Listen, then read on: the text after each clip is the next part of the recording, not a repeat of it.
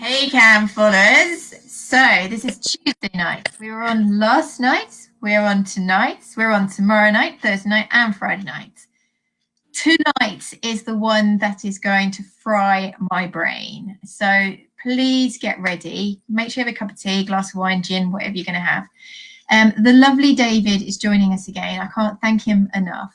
We've been chatting for 30, 40 minutes already. We chatted extensively about this yesterday, this morning, this afternoon. This is going to be complicated, so bear with. Please, David, introduce yourself so that we can get on with it. Yeah, I mean, do you want me to do the full thing from yesterday or just the general thing? Yeah, just okay. A little bit. I'm a clinical scientist, basically, semi-retired now, and my specialism for the last 25 years has been electro-therapies, and I lecture at Nottingham. I'm still on the lecturers list, even though I'm semi-retired, as I say, and I lecture on electro-therapies to the Veterinary Therapist MSc course. Right. It's a two-part course, postgraduate diploma, MSc, that's right. Yeah. And I've been doing that and part of the design team that designed the course as well. So my wife, Marjorie, was the lovely Marjorie. Yeah, she's. I think she's still looking after the puppy at the moment. Is she in the background somewhere? Trying to keep him quiet at the moment. Right. Well, I won't lie. This is a topic that terrifies me. Guys, I have been reading all day. I have got books everywhere. I've been listening to lectures. I have textbooks, articles, magazines, just trying to get my head together. Because the more you know about it, the more complicated it gets, if I'm honest. What we're hoping to do tonight is basically, the intention is to leave the camera followers having a little bit more understanding, a little bit more respect at how complex it is, how to use it safely and effectively, and just try and get rid of some of the myths, try and get some clarity about the whole topic. So, hey guys, say hello to everybody already. Hey, New Jersey, Eileen Roberts, nice to meet you. Let's crack on. So for anybody that really doesn't know anything about laser therapy, which is known as photobiomodulation, let's just start really simple. Let's talk about with the light spectrum. So let's just explain so people know how influential the whole light spectrum is. Talk us through it. Well, light is made up of photons. Photons are emitted from atoms, stimulated atoms, and they cover all frequencies, starting at very, very high frequencies in the region of 10 to the 20 hertz, okay, down to 20 hertz, even as low as that. So 10 to the 20 is, what's the call now? There's a name for it, but I'm not, I lost the actual name for that volume, but 10 to the 20 is incredible. If you talk about, for instance, a gamma array at the highest frequency, and if you represented it by, say, 1 centimeter on a piece of paper, then to represent 1 second's worth of gamma radiation frequency, if you like, on an extended piece of paper, it would have to be 127 trillion kilometers long. Okay, so that gives you an idea of the high frequency that represents. Okay.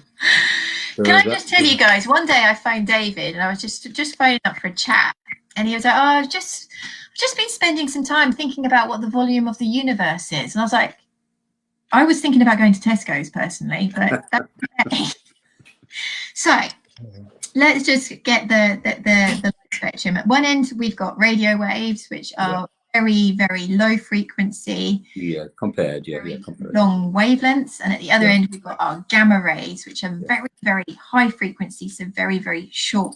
Yeah, and in between, you've got the X-rays, you've got the ultraviolet, you've got blue, down to infrared to long infrared, which is you feel is heat, down through to radio waves, and radio waves from the very high ones, which are very similar to photons, but they're not photons. There are continuous wavelengths down through to the things you use in your microwaves and things like that, right down to radio waves, which you use on typical radio transmissions and television transmissions from satellites and things like that. Microwaves used for satellites as well, but right down to the very, very low frequencies, the most I think one of the most interesting frequencies is the one that affects everybody. And the light in this house, for instance, is on 50 hertz. I know in America it's on 60 hertz. And that's a frequency that is part of that spectrum. But the whole thing is that these things transit, okay, whether it's the very high one or the very lowest one, they transit through a vacuum, that is space, if you like, at one critical speed, which is just under 300 million kilometers a second. Yeah, and that is the fixed speed of every single one. So the common characteristic is that they travel, and also they're particles as well. They have the all light, for instance, not going out of the radio waves, but if we talk about light, all light is made up of photons. Photons are particles in that they're individual and they have a frequency. So they can be treated as an individual entity, but they also have a frequency. And it's that energy that impinges on everything around us, reflected off, stimulates the eyes, stimulates the body in all sorts of ways, are directly from those photons. Even in the darkest night, there's loads of them. So hopefully, guys, you've now stepped away from believing that laser therapy is something that only exists in Ashton Paris and it's all fictitious and it's James Bond and it doesn't actually exist. When you look at the light spectrum, we already harness it massively for different modalities. Yeah, in absolutely. the center of it, we've got visible light, which is between 300 nanometers and 700 nanometers is what we can see. Yeah. Yes, more towards 400, I think, Anna. There. Yeah. 400. Yeah. I tried doing my homework. And then at one end, we've got our red area, which is going to be our red light that goes into our near infrared, that then goes into our non-visible infrared light. Right, where lasers sit up there. But today we're also going to bring in LED light therapy, and the two common ones are red LED light therapy, but we're also going to be talking lower down into the light spectrum of the blue LED light therapy. But this was just to try and give you guys some context about the electromagnetic spectrum so that you know that this stuff exists.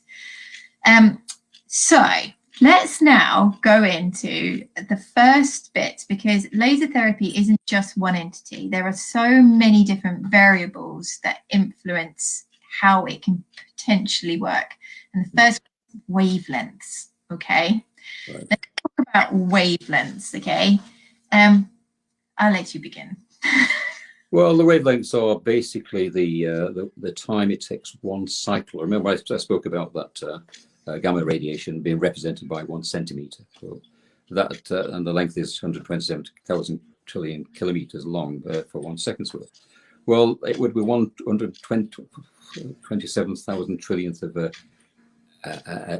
centimeter would be the wavelength for one cycle if it was reality. If that was the, I'm trying to put it in simple terms. So if it's something 10 to the 20 hertz, then it's 1 upon 10 to the 20 would be the wavelength of the very highest gamma radiation. Okay, when you get down to about 1 megahertz, 1 million hertz, then it's roughly 1 million divided by 300,000. So it gives you the wavelength for that, for 300. Your brain is just going to, one day they're going to take it, you know, and we're going to pickle it and keep it forever, because your brain is crazy. Yeah. I did say the speed of light before. It's 186,000 miles per second, or 300,000 meters per second, kilometers per second, 300,000. I find it hard to remember. 3 times 10^8 it is anyway. It's slightly less than that, actually. 3 times. Okay. So why is wavelength important? Because I've written in my notes, wavelength is going to determine the depth of penetration. To a certain extent, yeah. And different chromophores, these light wishing or like entities, are affected differently by wavelengths. I haven't got the technology, but wavelength is also going to affect how much it gets reflected, and it's also, the wavelength will influence the amount of scatter as soon as within tissue. So wavelength offers different functions, so different depth and different functions. But explain that more, because I think people don't realize when they go in and have laser, the laser's just but it's actually a hell of a lot of complicated calculations going on either within the machine or within the therapist who's deciding. Can I just break in there? Laser tends to be a generic name, okay, for LED therapy as well. In fact, if anybody advertised something as a laser device and it didn't contain a laser within it, then they're actually misleading people. Okay. Phototherapy is what I use for all things. It covers all modalities of light therapy then. But phototherapy rather than laser, if you want to be pedantic, then you could say, well, anything that's got laser in, we can call laser. Anything that's got LEDs in, we can call phototherapy. But really, it covers the whole spectrum. Phototherapy comes from the word photon. It was coined in 1920 something by Albert Einstein, and as a photon, and he described the basic nature of it. So photon comes from phototherapy, of course, and it could probably be better described as photon therapy. Because it's using photons all the time. Yeah, go ahead. And then from that we get photobiomodulation, which is using photon therapy to affect tissue, affect the function of tissue. Yeah, you've got low light laser therapy, you've got low intensity laser therapy. All these things mean the same thing. As far as I'm concerned, there's no difference in whether it's laser or not. It's very low energy. It's low light laser therapy, or is it L? Low level light therapy. Low level light, LLIT. Yeah. Yeah. So you've got these various things, and I think that's basically what we have to put right, is that not all laser devices that people talk about are laser. Okay, tell people what a laser is. Let's start there then, and we'll come back to wavelengths. It was developed in the early 1960s by accident, when they found that if you use a particular device, a particular jewel, a ruby, for instance. I could borrow Marjorie's ruby ring. No, don't do that. And you radiate it with something like ultraviolet, then the whole ruby will glow. I do demonstrate it at the university. I borrow rings for those that do. And it glows. It glows at 697 nanometers. It's a very, very pure, deep red glow. And they found that if you've got a very pure crystal of ruby, and you grow it, because you can grow these crystals obviously, and make it a certain wavelength, and you polish each end, so it's like a tube, polish each end and stimulate it with something like a flash tube, which is very, very high, the discharge flash tube that used to have a lot around. Then there's sufficient ultraviolet in that that will go into the ruby, and it will cause it to brightly flash, and some of the reflected photons, induced photons in it that come from the photofluorescence that you get in it, go backwards and forwards from the polished ends until they burst out at one end, and it bursts out as a very pure beam. Now that's the original laser. It was a red laser, in fact, 693 nanometers.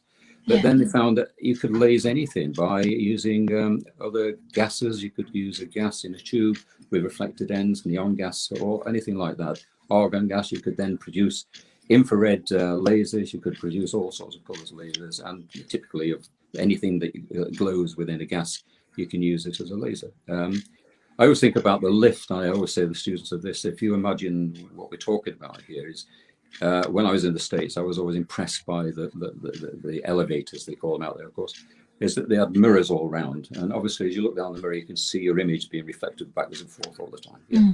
But imagine that box that the elevator is, or the lift is, if it was perfectly square, and you could illuminate the gas within that area, then what would happen is that light would go backwards and forward, assuming the mirrors are pretty true and pretty effective. And it would build up and build up and build up until one of the mirrors broke down and the light would burst out of it. Yeah? You understand that? Yeah? And that is basically what a laser is. Yeah, it's basically what a laser is. So it's within a confined area, going backwards and forwards. And then they found they could do it with semiconductors, which are basically diodes, LEDs, light emitting diode, by using the junction area as the areas to generate light, and reflectors on each end of the junction. But still in that reflective chamber that bounces it around until it comes out. So what happens then is, because it's going backwards and forwards, when it bursts through, usually it's a half silvered at one end, fully silvered at the other, so that one end will break down before the other one. So it builds up to a level by standing waves, if you know what a standing wave is. A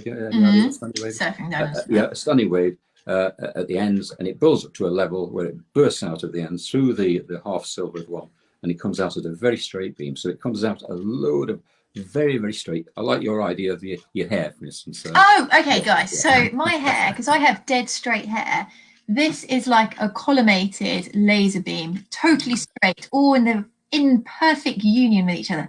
If I had curly hair, which is going everywhere, that would be more LED light therapy. That's so right. LED is... Yeah, but basically LEDs with their junction diodes, light emitting diodes, the laser diodes, light emitting diodes, the same sort of principle applies. So the light you get out of an LED is exactly the same in terms of its purity as you would get out of a laser. The only thing different is that LEDs are designed to focus the beam by a little reflector, which gives them a 17-degree divergence. So they kind of come out like that, rather than the laser going like that. Yeah. Okay, now let's go back to, so we've dealt with the fact that there's lasers and LEDs, and the simple thing is that the light is presented differently, but the actual energy within it is comparative. Yes. So you can do that. You got to remember that laser will produce a very small spot, and when they rate lasers, they rate that small spot as watts per square centimeter. If that spot was the same brightness and increased to a centimeter, it's usually 1 millimeter square or something like that. But that's how they rate them. So something that sounds very, very powerful is in actual fact a very, very low powered laser concentrating itself on a very small spot. Right. Yeah. Let's go back to wavelength. By the way, at least somebody finds me funny. Thank you, Eileen. You're giving me so much confidence. Go back to wavelength, because wavelength, the points that I'm trying to make is we've got to talk about wavelength. We've got to talk about collimation, which we have done. We've got to then talk about power of the emission, which is the watts over time. Then we've got to talk about the pathology that we're trying to actually treat and the depth that that pathology is at. Then we've got to talk about pulse versus continuous. Then we've got to talk about superpulse. So already I've added so many variables that affect that laser treatment. So let's crack on. Wavelength. So we know that different wavelengths do different things, and let's use the most simple example. Let's have blue light, which is much lower in the light spectrum, so it's got a smaller wavelength compared to red light. That's where we learned quite a lot about the effects of phototherapy, wasn't it, because of antibacterial properties of blue light? Explain that. Well, I've got an image here. This is one that Bardwell has designed, and it fits with the biomag sort of applicator type things that you can. It's multifunctional, of course, and you can use laser as well as pulse mag therapy. And basically, what I'm showing you here is a glow. Okay, and this is I'm going to flash it at the camera. It's very, very bright. Okay, very, very bright laser. But you can see it's very bright on my hand there. And as I put it through there, you can see nothing has come through the other side because the scatter is at the surface, okay, and it doesn't go any further deeper in that. So all the energy that is there, and this is a 3 watt rated emitter, 3 watt, which is puts it into class 4. But because it's a 3 emitter class 4, it's sort of not. Maybe the one's gone out actually. I'll just have to start this one again, I think. Yeah. But that's an LED, isn't it? It's not a laser. That's an LED. That's an LED. Laser, yeah. But it just shows the absorption. Now, if I look at a red one, I'll just switch that one off because it's very bright. Absorption or reflection? Well, reflection, you can see the reflection there, as what you can see is the white being reflected off my hand. It's very bright. It's painful to look at, actually, so I don't look at it too long because there are negative effects to it, But you can see that it is scattered, okay? Yes. If I get this right. My screen seems to be black at the front, but and it can't penetrate very deeply, guys. So this is a wavelength that doesn't penetrate. So the energy is concentrated at the surface where you get the bacteria. So this affects the bacteria by affecting the mitochondria, sorry, not the mitochondria, the actual bacteria DNA within it, and it's sufficient energy to kill to disrupt the DNA, damage the DNA, and it becomes antibacterial in its nature. There's historical evidence of that as well, going back to the Precambrian period. But if you want me to discuss that later, I can. But if I start the red one now, which is a different wavelength, guys. So this is higher up in the light spectrum. Yeah. Okay, this is a red one. I'll just put the blue one because they're both on the same machine apparently. But the red one now, this is again a 3 watt. emitter, you can see that it's now scattering in my hand. Can you see all that? Yeah. And if you look at the other side, it's actually going through my hand. Yeah. Yes. Now that is the first one is around about 470 nanometers. Yes. This one is 630 nanometers, around about 630 nanometers. Okay, so the wavelength shows that it penetrates deeper as I look at the side of my hand there. Yeah. Look at that. Okay, and you can see the structure, part of the structure in my hand if you're looking at this side, but it's going right through. Now, if I had infrared, you wouldn't be able to see it, but if you could see it, you'd see pretty much similar to that. Yeah, okay. Yes. So it just passes through tissue quite easily. And these are, as I say, because they are over 500 milliwatts, they would be classified in general terms as class 4. And if I focus this one particular with a magnifying glass or something like that onto tissue or onto something that would be combust, then it would send it a light. So that comes into the. Can I just clarify something that I actually don't know, which is a lot? Do LEDs get put into the class range? Because we're all quite happy with lasers being classed as. Yeah, if you think about the class range, there's actually class 1 to 4. Class 1 is probably just normal lights and things, little indicators. Yes. But class 2 is more like laser pointers. Okay, that's those. Yep. And those are up to, I'll just give it on my computer. Up to 1 milliwatt. 1 milliwatt, that's right, yeah. Then you've written it right down for me because I did. Then class 3B, which is the highest part of class 3, is up to, what was that on there? You've got 500 milliwatts. 500 milliwatts, that's right. So class 3B. Now they're classified by the damage they will do to the eye, and it's basically within the blink of an eye. So a class 2, if you got it in your eye, it wouldn't damage it. If it was focused, that is, we're talking about it being very, very focused into the eye. It wouldn't damage the eye, but it would probably give you a bit of headache and a bit of a blind spot for a few seconds and things like that. But if you go into class 3, then these can damage the eye. These are the danger ones, that if you get it within the blink of an eye, you can do permanent damage. And of course, class 4 would blind you instantly if you've got the class 4 in a blink in the eye within that blink. So should we do safety now then? Should we quickly do safety? Yeah, sure, yeah. You've broken my agenda, but let's go. Sorry about that. Do safety. Safety was at the end, guys, but let's come into it now.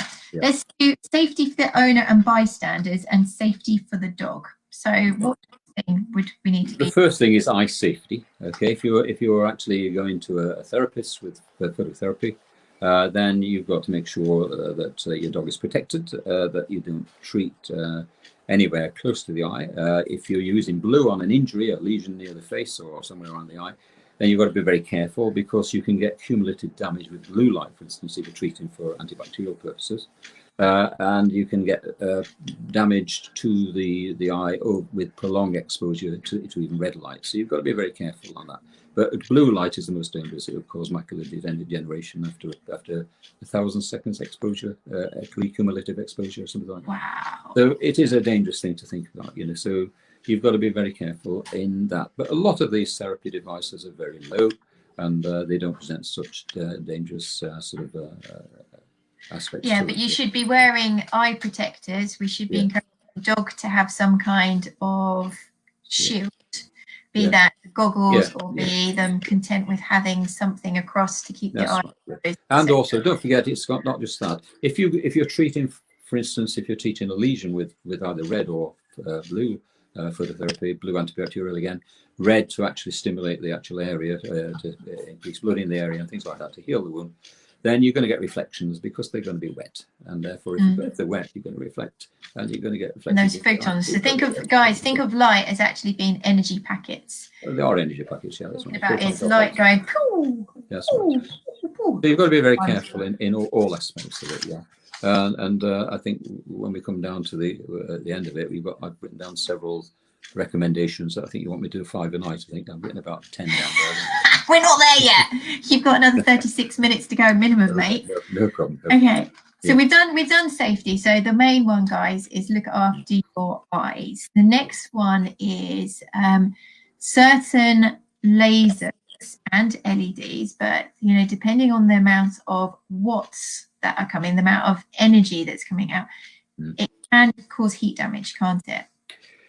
It can, if it's concentrated hard enough, but generally speaking, the heat in tissue is a secondary minor effect rather than a major effect. Okay, it's not normally associated with low-level laser therapy. If you're into the class 3B, class 4, you might get tissue increase in temperature. The class 4 certainly, but you remember the class 4. They get round the fact that it is a dangerous class, focused class 4, by the fact that they only pulse it for, I think, one particular one. We haven't got to pulsing yet. Yeah. Don't trouble my list. But they actually pulse it, so that it reduces the danger on it. You know, it's like, and if you got to think about a candle, I've got candles on the table here, of course.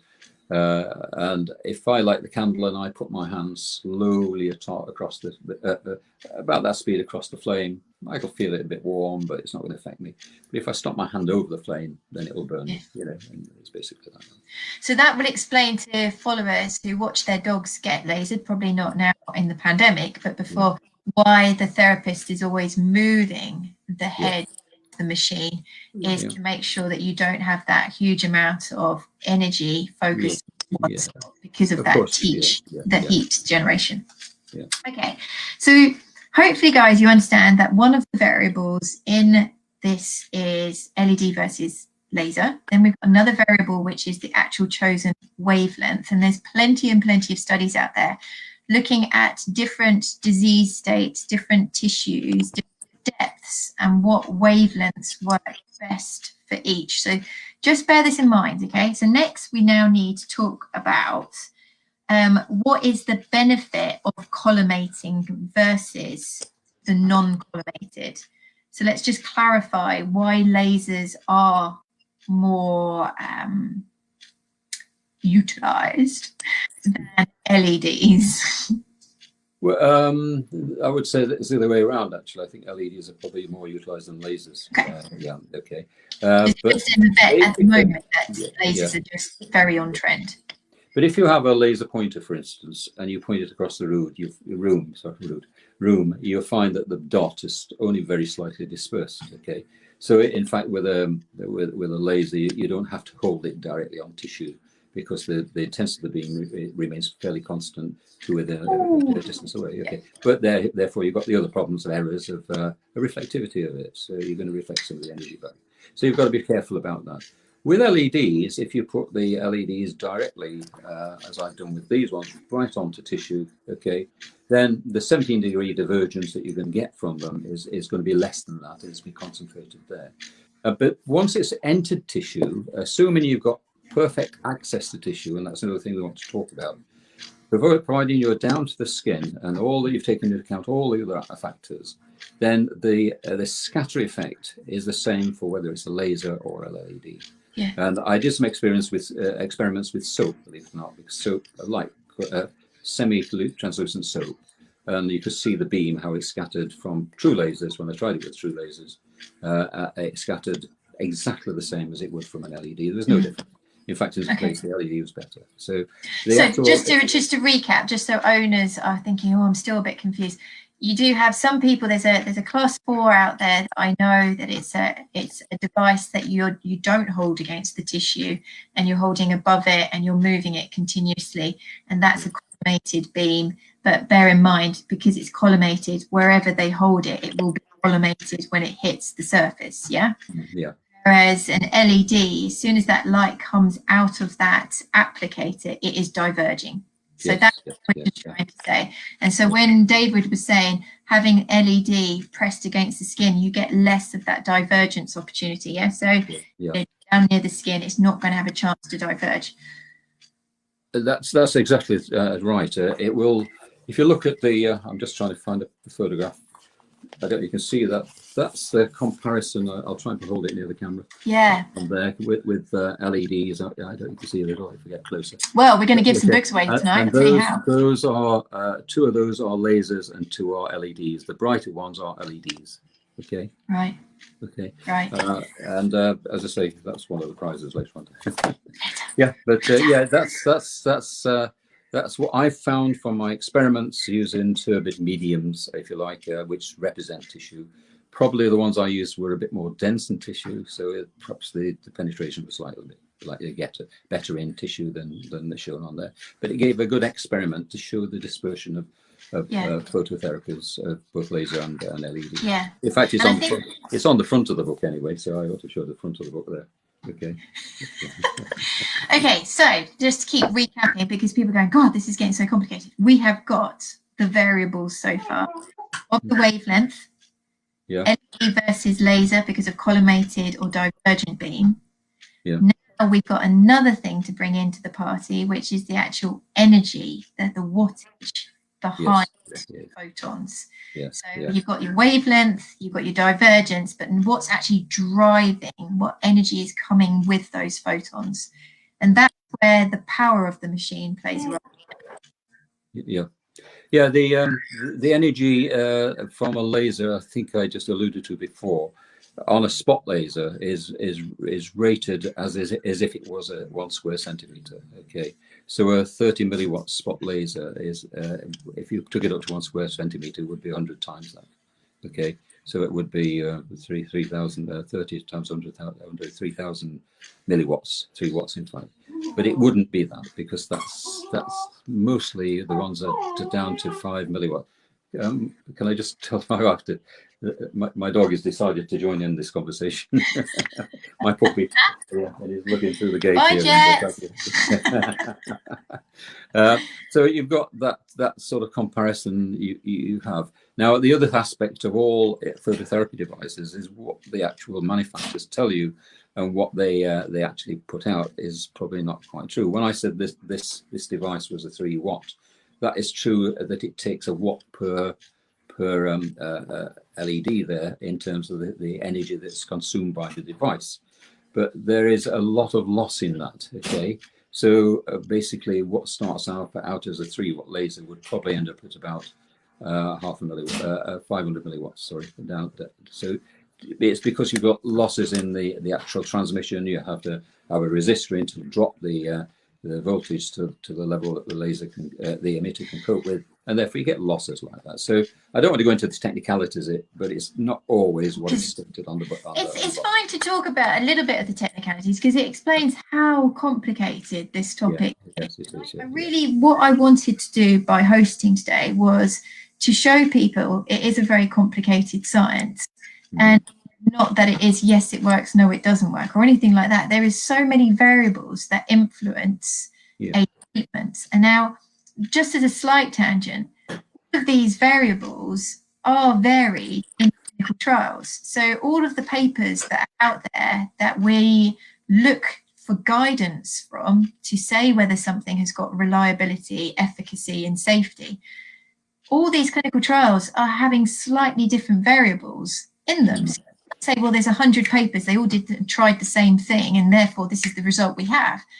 There's all of these 100 trials with different variables being used, so it's very, very complex. The importance about the actual watts over time is what defines the difference between the class 3 and the class 4, and this is where there's going to be a little bit of difficulty now. It's going to be like, hide. So class 3 go up to 500 milliwatts, whereas class 4 are 500 milliwatts and above. Correct, yeah. Class 4 are very much marketed that they can get more energy into the tissue in a quicker period of time, as well as other things, not just that. Yeah. How do we stand with that? What's this about? Well, I think we discussed already that David Baxter, who is a professor at Queen's University in physiotherapy, wrote the book on therapeutic lasers, and I've used a lot of it myself to devise lectures on it. But he and others came up with the idea that the minimum therapeutic level in tissue of transfers in joules into tissue, remember 1 joule per second is equal to 1 watt, is what between 1 and 3 watts. That's the minimum. Depends on it, but there's a lot of other factors that we've got to consider. A very strong laser, such as a class 4 laser, is not going to get any much deeper than a class 3 laser, because within the first 2 centimeters, you're going to lose 99% of the energy by scatter. Okay. So if you're going to do anything more than 2 centimeters down, the only thing you're going to get is probably what they call a cascade effect. And that is retransmission of energy from tissue by reflection or by absorption and re-emission from structures within the tissue. So that would possibly get you further down than the 2 centimeters. But so that's a law of physics, is energy doesn't disappear. So the more energy that we're putting in, so yeah, we've got it's scattered. It's scattered. Going in. We've got a lot of scatter. Yeah. Both of them have only got what 1% by 2 millimeters actually still exists. 2 centimeters. Yeah, 2 centimeters. Yeah. But would you say that a class 4 is likely to have more cascade effect because the energy that it has got to 2 millimeters is going to be able to have a better ripple effect through the tissue compared to a class 3? It's debatable because, as I said, tried to allude to before, is that a class 4 you cannot put constantly on tissue because you would burn tissue. Okay, a class 4 will set things on like a fire. It's used as a laser scalpel. Remember, class 4 is a laser scalpel. It's a lot higher powered than therapeutic ones, but it is a laser scalpel, and therefore the way they get round that is like my simple analogy with a candle is that they just give you short bursts of it. Okay, now individual bursts may go further down in the cascade effect. It depends on the frequency. They use 880 nanometers, which is infrared, and 880 nanometers slightly goes further. It's with anything with frequency in the whole spectrum of physics. It is, and we'll discuss this tomorrow night when we talk about ultrasound. But anything in physics is lower frequency has better penetration. And the analogy that I like to give is the car coming down the road where you've got young people in it that like bass music. You hear the bass come in long before you hear the other music. In fact, you probably don't even hear the other music because low frequency penetrates the side of the car and gets out, and you hear that. Okay, and that's the low frequency, the bass frequency that you hear, the thump, thump, thump, thump.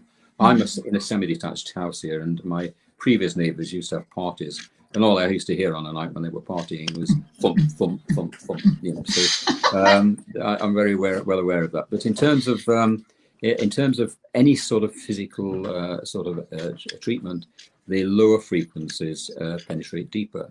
Now, 880 nanometers is a low frequency infrared. It's an infrared that you can buy LEDs for, so you can produce these sort of devices that we have in that sort of frequency as well. But in terms of causing damage, then they have to pulse it at a very, very short rate of pulsing. I know we're going to talk about pulsing in other ways. Well, we can go on to pulse and then come back because it's the power is such a big thing in that indecision 3B for where should we go. So let's go to pulse and then come back. So you've got lasers out there that are continuous. Yes. And they tend to be 3B. They can be pulse or continuous. Yeah. And then the 4s are pulse because they have to be pulse. They have to be pulse. Yes, because the amount of energy in the form of watts that are going in, leaving it constant, would just instantly damage tissue. So explain how fast these pulses are working, because these machines are insanely complex. Complex in one respect, simple in another, because I say I design stuff which are with the electronics is very simple. That drive them is very simple. It's just the power of the conversion into photonic energy. But in terms of the pulsing, if you're talking about the class 4, they pulse at 1/1000th of a second. And that's a 1/1000th of a second burst. Okay. Now, my contention is that if you're trying to get photons into tissue, they're not going to go really much deeper than any other at 1/1000th of a second burst. But it's the shock effect on tissue. It gives the tissue a 1/100000th of a second kick, if you like, and that might be slightly more stimulated than the lower ones. But if you are putting an amount of photons into tissue, then I don't see any difference between putting the amount of tissue that you get, photons you get in a 1/100000th of a second burst, extending it to a lower energy type of laser or emitter, and applying it over maybe 2 or 3 seconds to get the same sort of number of photons in. And which is more therapeutic, the kick or the gentle massage? You know, it's whatever you think in terms of. And I think there are papers out there saying that there appears to be benefits in both. Is that a slow induction can actually have benefits compared to a burst effect. So yeah. I think there is work on both. Can I just interrupt you? My dog's just yeah. found his bag, so I've just told my wife that is in his food bag. Well, actually, somebody wants to see your puppy. A guy, somebody called Chris Bardwell. Who's Chris? He's eating his food bag. Can we see Jet tonight, or is Jet? You can see him. Yes. Can we just lift him up before the camera there? Come here, Jet. Come here, boy. Come here, boy. Come here. Fame. He doesn't even know he's famous yet. I don't know she's famous. She's gone straight to it. He's a border collie, but he's a brown and white border collie puppy. Okay. And here he is. Hey, Jet! What a brilliant entrance to the world. 14 weeks old now. Oh my God. And a menace, aren't you, boy? Hey? Yeah. It's horrendous. Free to go. I love it. Free to it's go. Nice to see. Okay, so now let's talk about superpulse, because superpulse is something that is being talked about a lot, and I've heard it on different platforms in different lectures. Yeah. Just let me open the gate to get him back into the kitchen. That's all right. Sorry about these interruptions. No, it's okay. Everybody loves to see that we're all human. This is why we're doing it. Yeah, right. Okay. Yes, Hannah Walker, I thought the ears as well. They're massive, aren't they? Right, yeah. Superpulse. Yes. This is something that is being talked about, and it's talking about how it is more powerful because of this huge burst of very short-term energy bleaching the tissue, allowing the photons to go further. What's that about? Well, Hode, I think it's called Turton and Hode, did some research on and produced several papers on the actual penetration, and they came up with the same results that Baxter did a number of years ago in terms of the density after the energy density after 2 centimeters. Just over 2 centimeters, and they came up with that if you increased it by doubling it, then you maybe add 1 millimeter to it. If you double it again, you probably add 0.5 millimeter to it, and so on. And it was so constant for all frequencies that sort of penetration depth was pretty much the same, slightly more for longer wavelengths and what have you. But they also found, and what we've always done with this one, and we did research on this, by the way, at Hemel Hempstead, a place in Hemel Hempstead, a number of years ago. We got one of our students to do a check using culture plates with bacteria on them, and we radiated them with the blue light and the red light and what have you. And we found that the most effective way of killing the actual bacteria and getting to them was by pulsing it around about 12 to 1400 times per second. Now, Hode reckoned also that if you apply this to tissue, then this bleaching, if you like, and now bleaching does occur. It's a natural phenomenon in the eye. The rhodopsin and in the cones of the eye is bleached by bright light, so that they don't work in bright light. And when it gets dark, then they remain purple and they are observed and isomerize to give an action potential. We won't go into the depth in that, but it is part and parcel of the normal processes of changing things. So bright light can cause isomerization, which is not changing the actual molecule, but changing the shape of it to allow light to pass through. So that is possibly what happens with pulsing phototherapy. And do we have proof of that? Like, has anybody put some kind of probe at a certain depth and tried superpulse? I tried to look into this to find out whether it's true or not, but I've never found anything as such. I would imagine that Hode would have done that, but how do you do it in vivo? That's the problem. Unless you've got volunteers or whether they do it with animals, I'm not sure, but I haven't seen any results. You haven't seen any papers. So at the moment, superpulse is theoretical rather than actually. Well, I'd like to see what their research is. Really, if I could comment on that.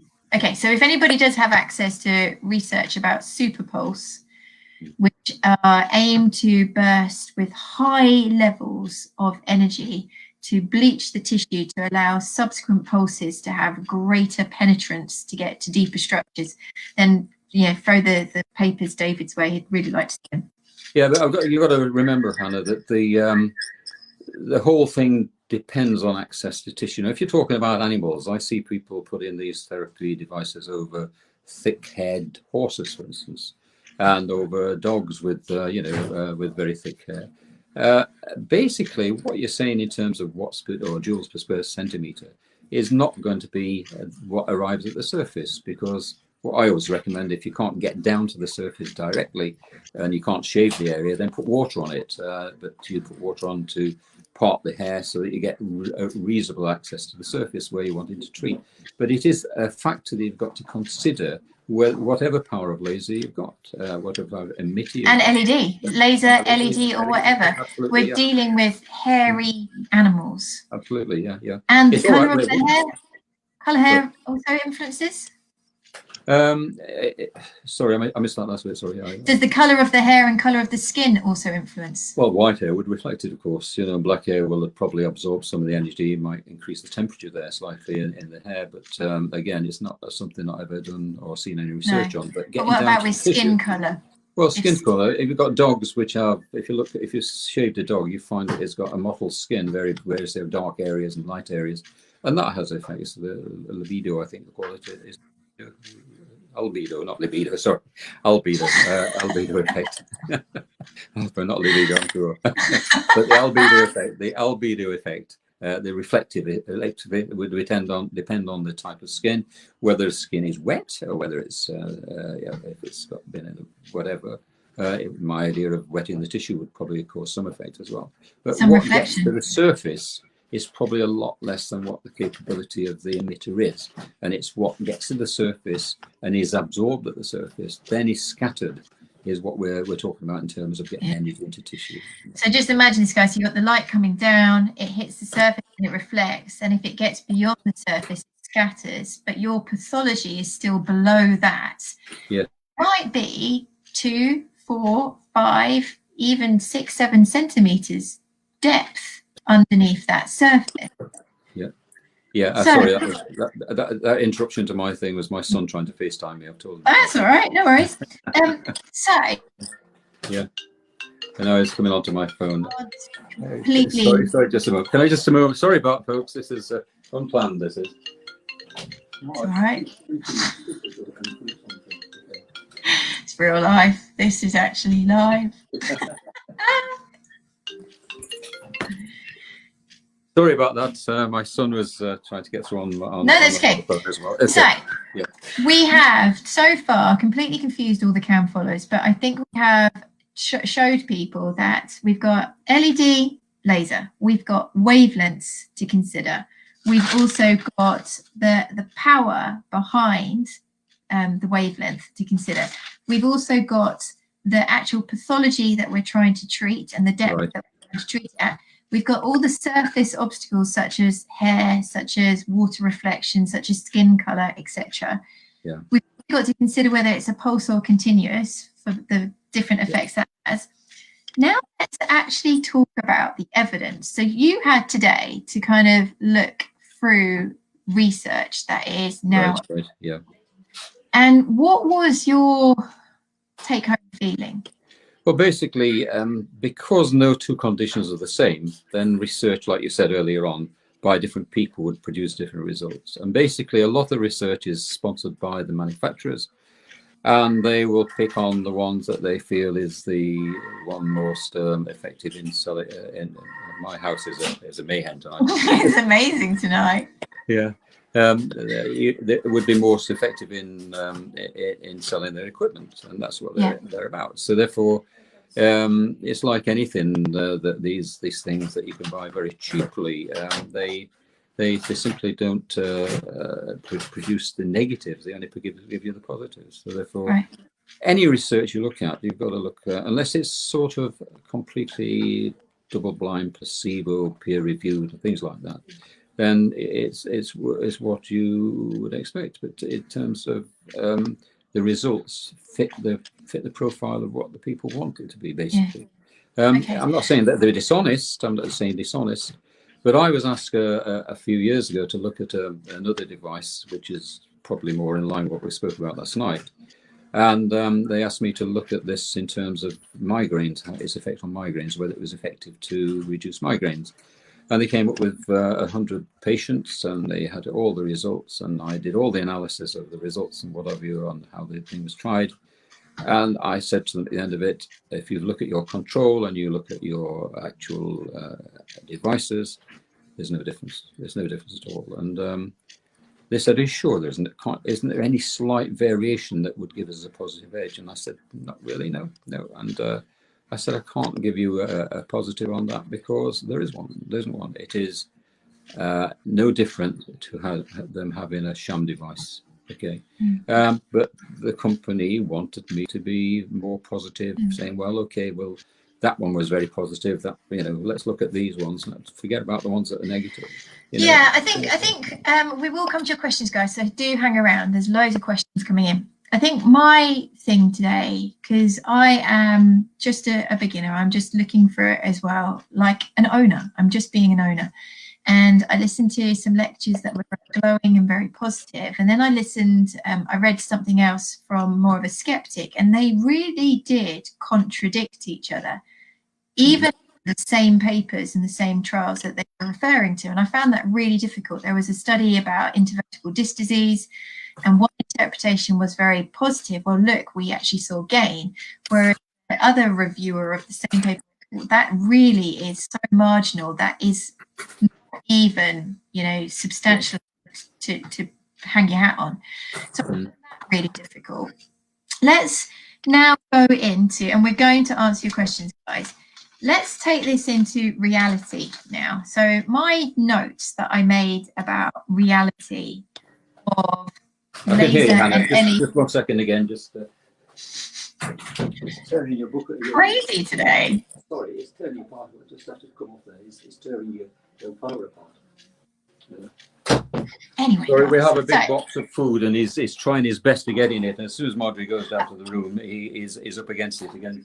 He's trying to I thought I heard something. Okay, yeah, we're back into reality. Yeah, it's okay. So most people that are going to be exposed to photobiomodulation, laser, phototherapy, owners of arthritic dogs are going to be exposed to it in one of four ways. They're either going to be getting it via their vet practice. Right. Okay. Or via their physiotherapist. Right, yeah.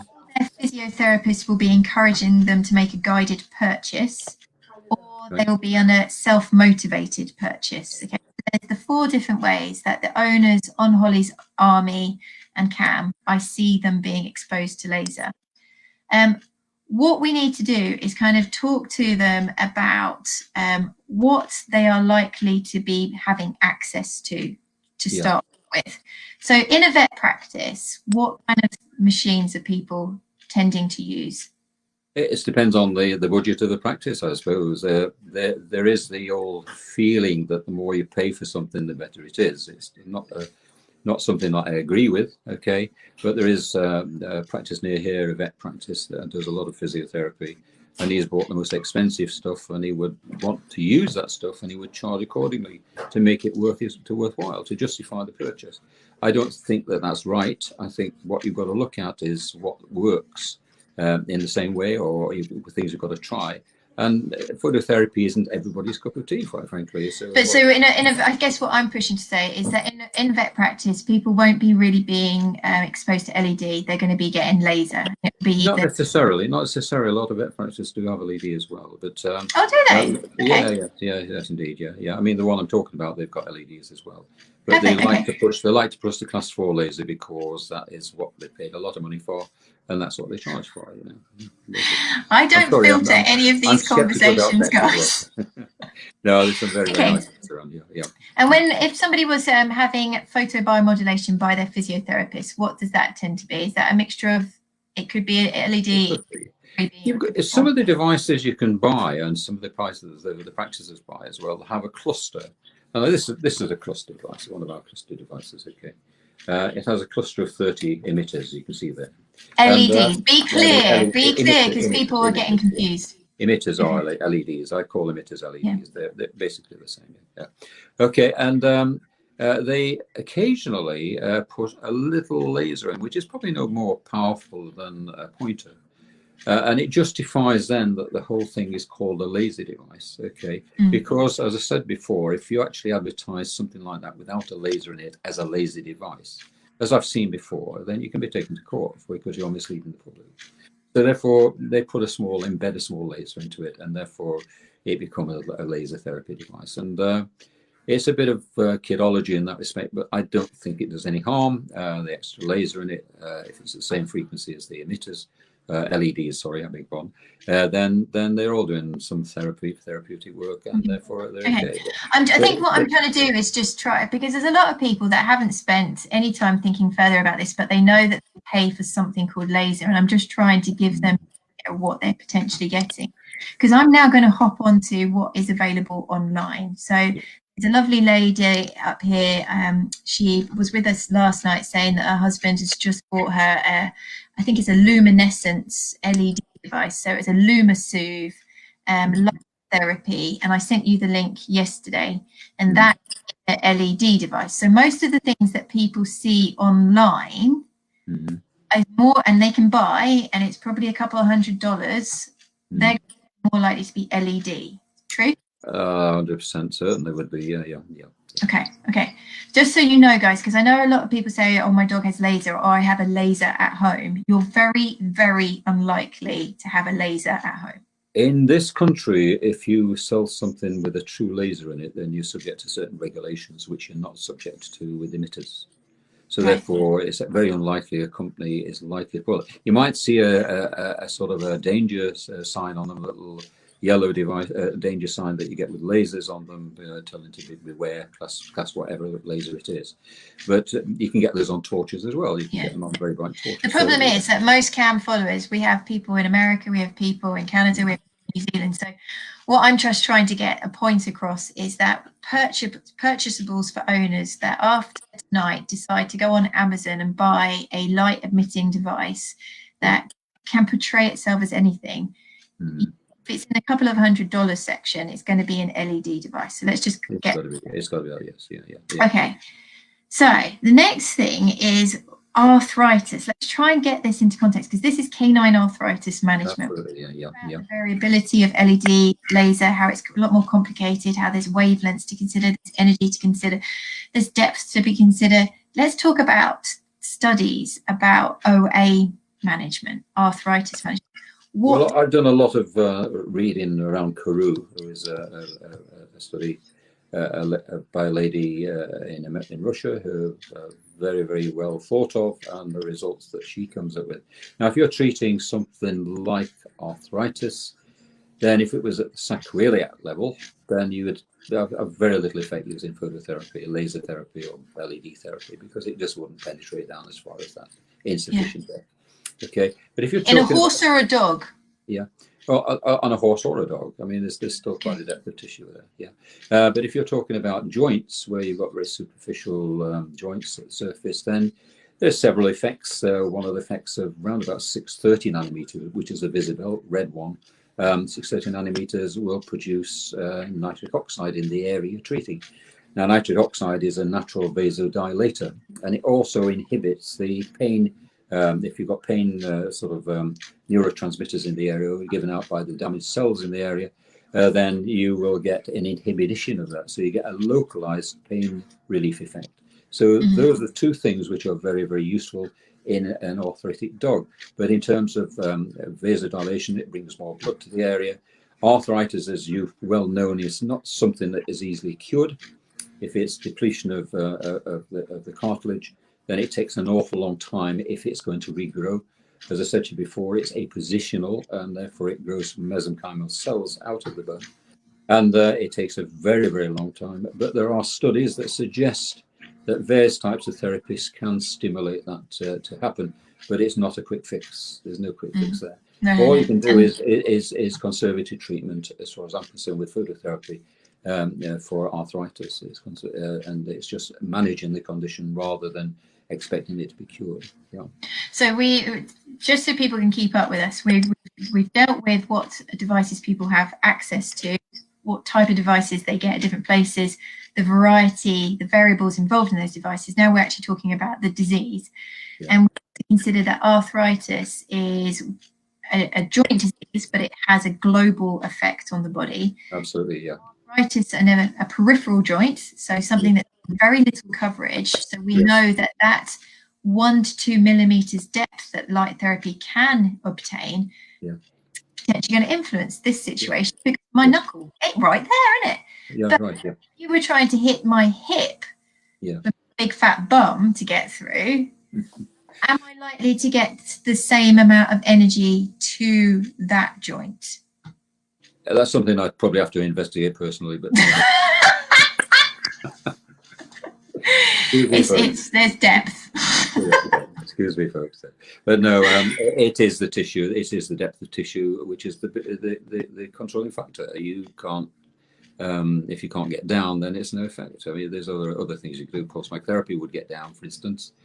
Pulse-mic therapy is known to stimulate the mesenchymal cells to produce cartilage, but it's a very, very, very long and slow process. It's not something that's going to happen overnight. I hope Brian's being nice about my bum. He says it's only 1 to 2 centimeters depth. I'm sorry, Brian. No, not. But okay, so we know that phototherapy, it has its place. We know that it can do stuff. We've got evidence in vitro, in vivo, that phototherapy can do stuff, but the biggest limiting factor is the depth. We know that there are wavelengths that we can get to go deeper. We can use different devices to try and improve depth of penetration, such as some laser heads actually have a rolling glass ball in them. And that will compress the tissue, so that will decrease the depth. And push away water, blood, whatever, and be able to get the photons deeper into the tissue. So there are ways around that. But we do know, truth be told, how deep does it really get? And so therefore, would you say it is the right therapy to be used in spinal conditions, deep joint conditions? What's your thoughts on that? If you can get down to the tissue that you want to treat, then yes, I would use it for that. The frequencies are dependent on the depth you're going down. As I said, mostly it's around about 10 millimeters for all frequencies, slightly less for the high frequencies. When you get down to the blue light, it's very, very superficial anyway. But if you imagine that the red to the infrared are more or less the same sort of depth you can get to, then it's your choice as to which one you go. But I'd go for the one that reduces pressure, and pressure is reduced by 630 nanometers. 630 nanometers vasodilates, as I've said, by production of nitric oxide within cells, and also, excuse me, inhibits the pain as well. So you've got the two effects. So that's what I'd use it for, because that's probably a lot of the pain and possibly the negative effects. But you haven't really answered the depth question for me. The depth question is it's as long as a piece of string. It depends on the actual condition you're treating. It depends on the equipment, and whether or not there is sufficient photons in the emitter. So you're talking about the energy of the emitter and what have you. But you have spent quite a lot of time saying that a lot of that energy is lost within the first 2 millimeters. Yeah, so I mean, you can take an example. You can take a child, for instance. My youngest son had jaundice decay, and he was put in an incubator, and they used this device, which was phototherapy. And it was a load of strip lights, which have got a lot of ultraviolet, and the ultraviolet, even at that high frequency, was sufficient to penetrate the superficial veins, and that caused isomerization of the what's it? I've just forgotten. Bilirubin. Yeah, the bilirubin. That's right. Isomerization of bilirubin, which could then be handled by the liver, and it gets rid of the jaundice eventually. But you're again saying superficial. So I've got one lady here. So so that's what I'm saying. It's superficial, and we know it works superficially. What I'm saying. Okay, so when somebody says that they've got an Omega Class 3 laser and she can get to 5 centimeters depth, is that possible? I'd like to see the evidence of that. Okay. I would like to see the evidence. Somebody else here says, I thought that 830 nanometers and above was capable of penetrating deep joints. Depends on the tissue overlying. Simple as that. Okay. well, if they say deep, it's going to be tissue that's going to be very If scattered. you think about the 10 millimeters rule down to 1%, how much would be going down much deeper than that? And that's what you got to think about. Okay. The scatter effect is the main effect from anything we use, and therefore, whether it's a very, very powerful or a very, very weak one, then the scatter gets rid of it. It's quite obvious that you've got that many structures in the way of the photons that they're going to scatter, they're going to reflect off it, and therefore what you're going to get deep down there is going to be very, very small. There is evidence, as I said, of the cascade effect where it changes frequency and gets a bit lower down, but whether or not that actually treats the condition that you wanted to treat, and that's another thing that you have to consider. Because this is guys, this is live, and this is me in honesty. I feel like I'm a student of OA. That's part of the thing about CAM, is you're coming on my journey with me as I'm trying to get to the bottom of things. And I find it really difficult when I'm listening to lectures that are using, say, 850 nanometers. They're using, say, 5 watts, and they're talking about using it for spinal contusions in 50 kilo dogs. And I'm sitting there going, I don't, you're saying one thing and I'm hearing another, and they don't marry up in my head. I find it really difficult. I mean, all of these things work for the people. You look for improvements. It's like the other things we've discussed in the past. People will look for improvements from treatment, and their attitude to their animal might change the way their animal reacts. So you're saying that you think a lot of it's placebo? I think a lot of many treatments that we would apply to placebo, basically. It's not placebo for the animal, but the animal is treated differently, and the animal responds differently. And a lot of these, and I think that's possibly. I don't want to generalize, and I don't want to knock anybody's piece of equipment. If they're happy with it, then who am I to knock it? But I would say that as a scientist, I have to look at the facts of these things, and the facts of these things don't always match up with the claims that people make. But they do work. They can reduce swelling. They can reduce pain in an area, and what have you. So that we know that those work in that respect. And let's face it, swelling, pain are the main effects of most conditions that cause problems. And therefore, if it works for them, then people should use it. And I don't like knocking things if people are happy with things. And I won't do that. But I will say that from my experience, there are certain frequencies that I would use in phototherapy, the 630 nanometers, the 470 nanometers for antibacterial, which are tied up with other people's research. Carew, for instance, their type of research ties in with exactly what I think. My own experimentation has proven that the actual, whether it's a true laser or a LED, there's very little difference in penetration depths. And the amount of scatter is the same both for both types of devices. They both have the same root in terms of being very pure frequencies. One is collimated and is spread out in lines, as it were, as it hits the tissue, or reflected in lines. That's why you see what we call a spinkle on a true laser.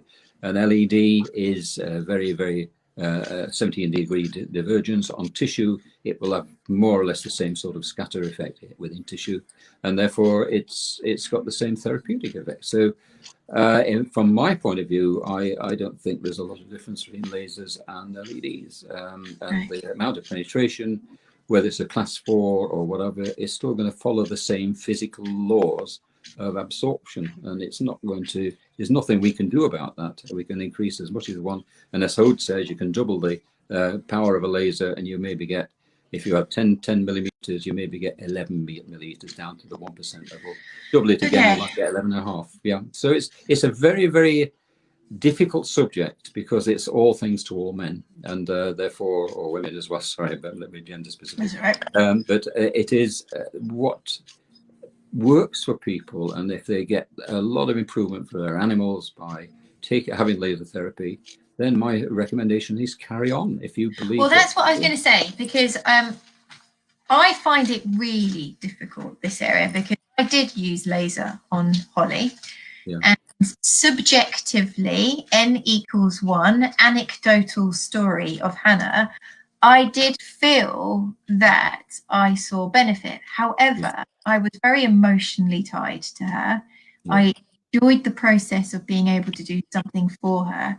I would combine it with massage. I felt the heat of the laser against my hands, so I felt that I was pushing energy into the tissue. I was manipulating it. She enjoyed the experience. It was a time together. So I do know that my subjective opinion is flawed, massively flawed.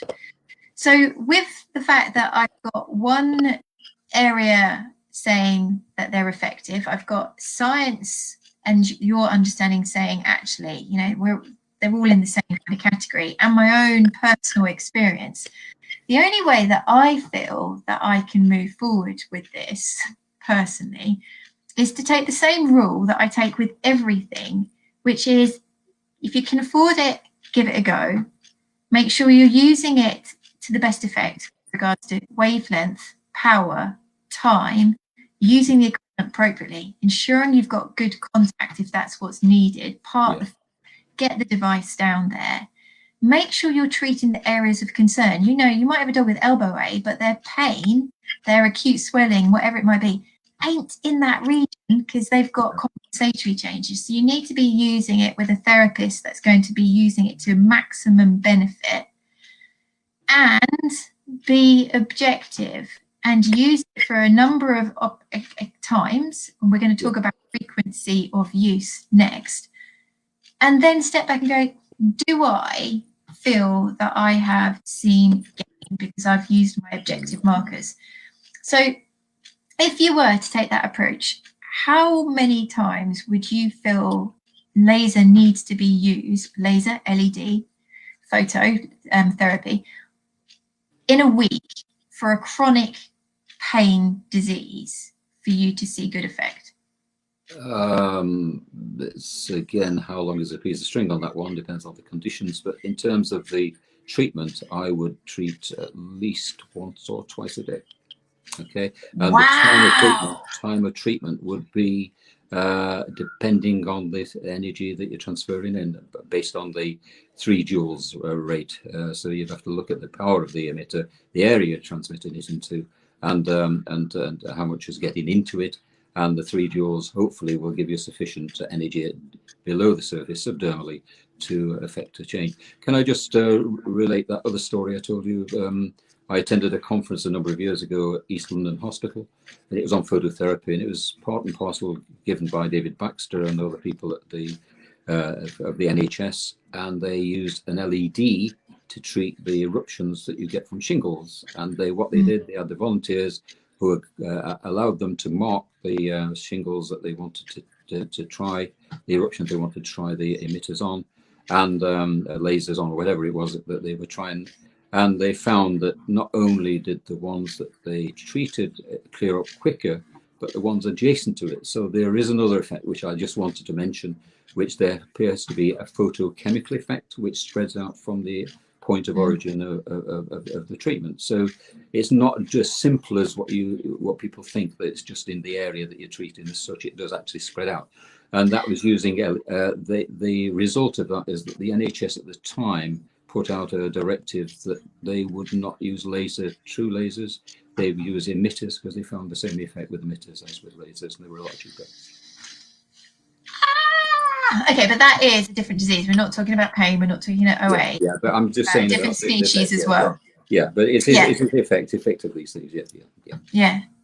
Okay, so I know in reality, most people that have listened tonight were hoping that they were either going to get a black and white answer, or were hoping that we were going to give them clear-cut principles of use if they were going to invest, or we were going to pat them on back for buying the right machine.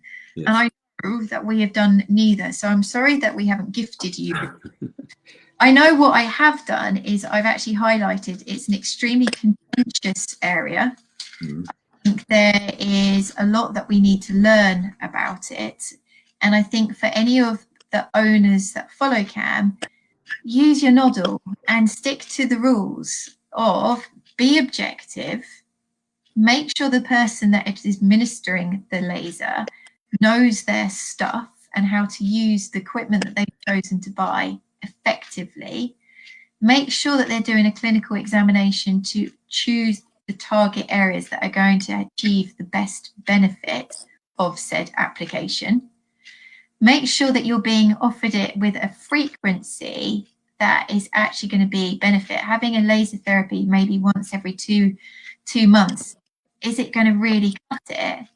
And then look for effect, you know. So if you've signed up for a course of 6 laser sessions and you can honestly say at the end of it, I don't know if it's really helped my dog, that's okay. That's okay, because there's plenty more other things that you can try. Okay, now we've already hit 1 minute, 1 hour 14. Should we try and do a couple of the questions? Should we limit it to 5 and we won't do 10 tips today? Oh, I've written 20 tips. Never mind. Jeez. Yeah. They've covered a lot of them anyway, so no problem. Yeah. Okay, well, thank you, Vicky, for saying well said, Dr. Hannah, because I knew that I didn't want to upset you about the 5 centimetre and the Omega, and we will look at the website that you've put up as well.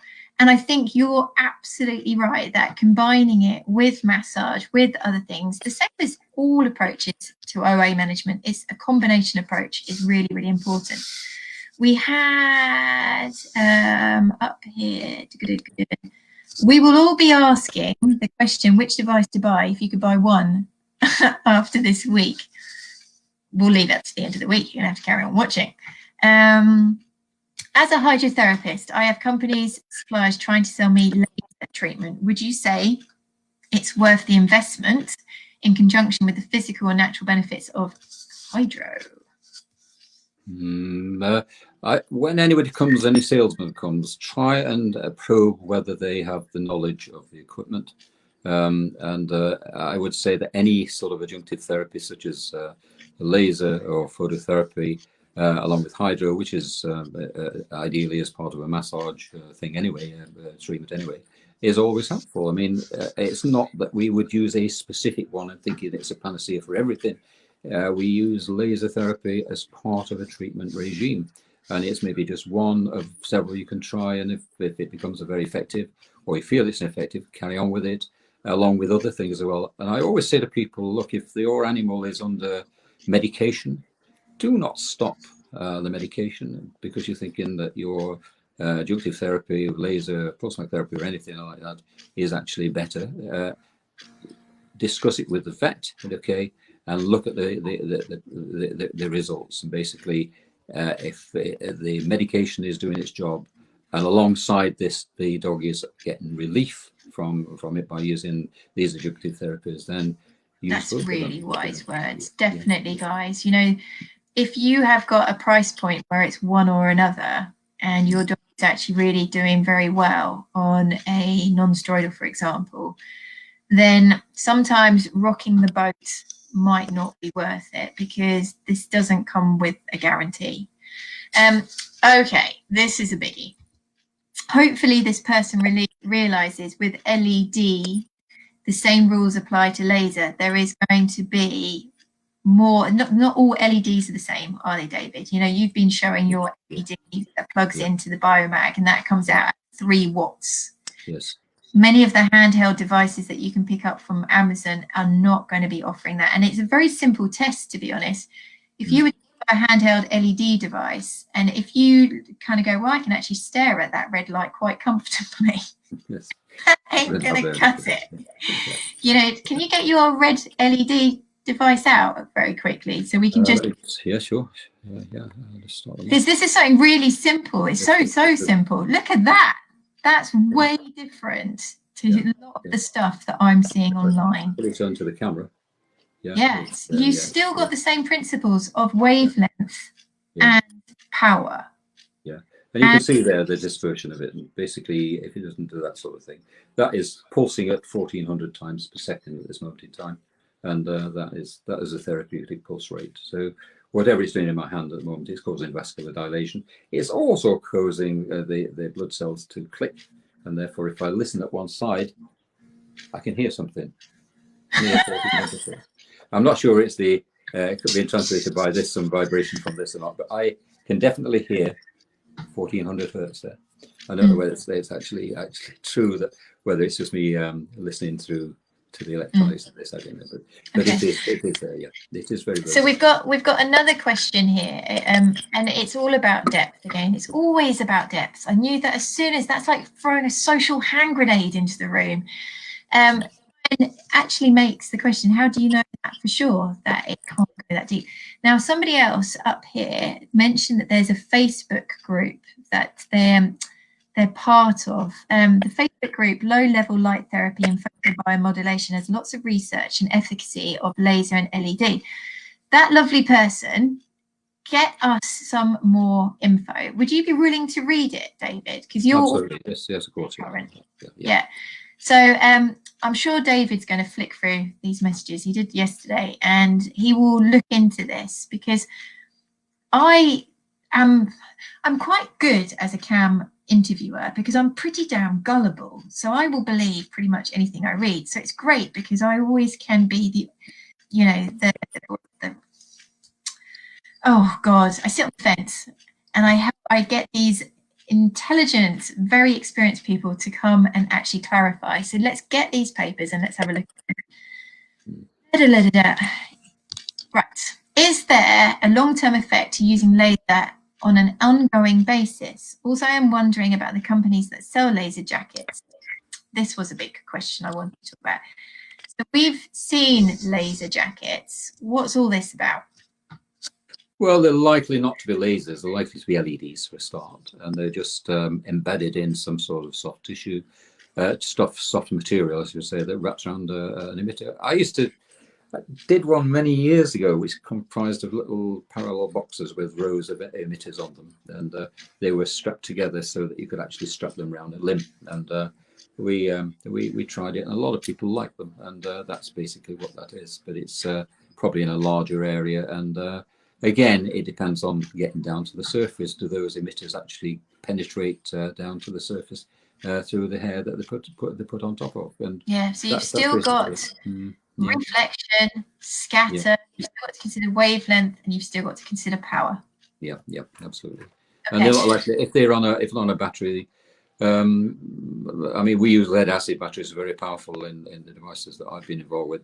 But if they're on a small battery pack, then they're not likely to be very powerful, really. Simple, very simple. Small battery pack. Yeah. What about this? You have a red infrared photizo device. Do you know much about them?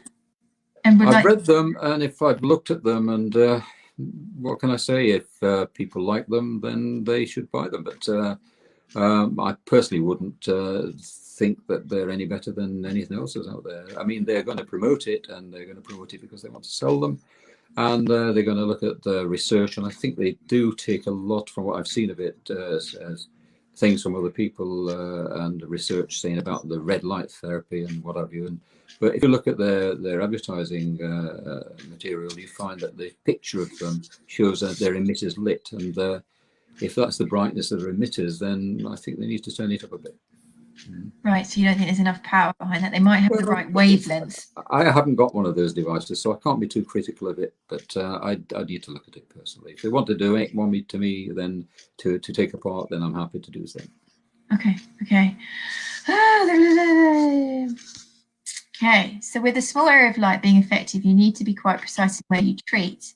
But arthritis can be spread around joints, so how best to apply treatment? Good question, Brian. Yeah. Well, if you're going to treat a joint which is superficial, as we've said before, then you would treat it around it. And if you talked about the motion as well, using something like this one, if you want. I don't particularly dwell on these things because I'm involved with the design and things like that. But if you use something like this one on a joint, for instance, and you go around the joint, a bit like ultrasound in terms of what we're talking about tomorrow, and you give it sufficient to allow sufficient energy to penetrate over the period of time.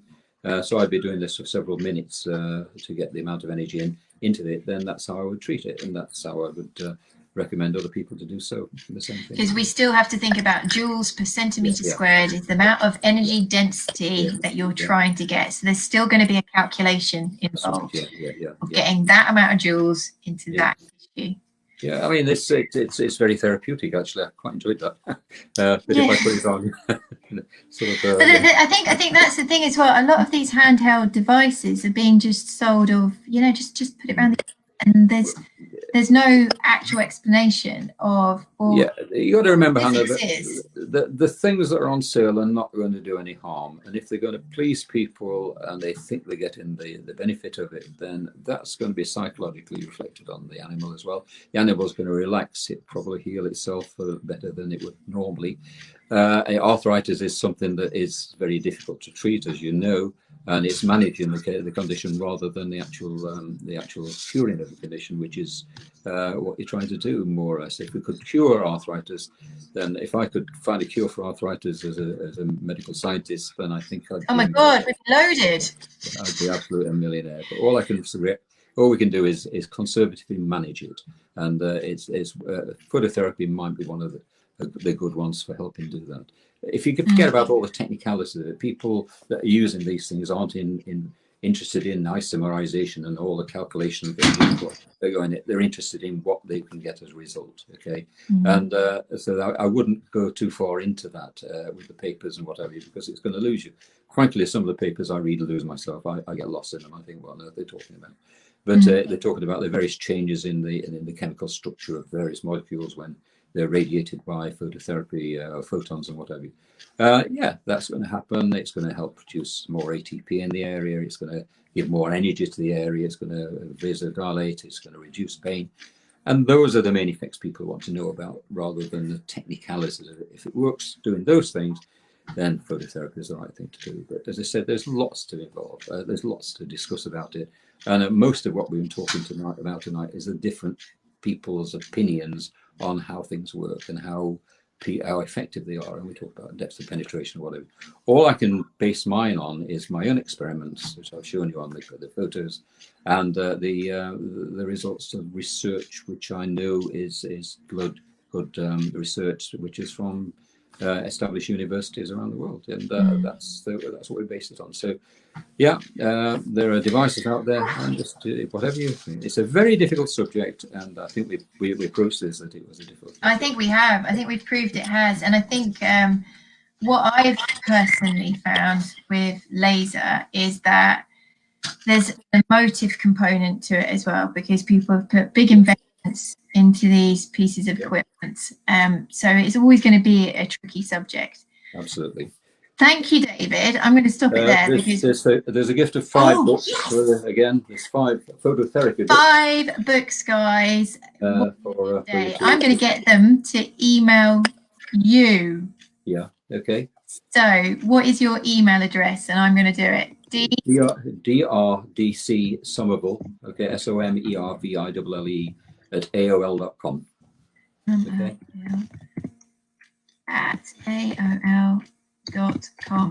DRDC Sommerville at AOL.com. That's right, yeah. First 5 people will win a book. Okay. So, we had loads of people want a PMF book last night. I got my 5 winners, and they will be in the post. Yeah. Do you want me to sign them? And they will be signed.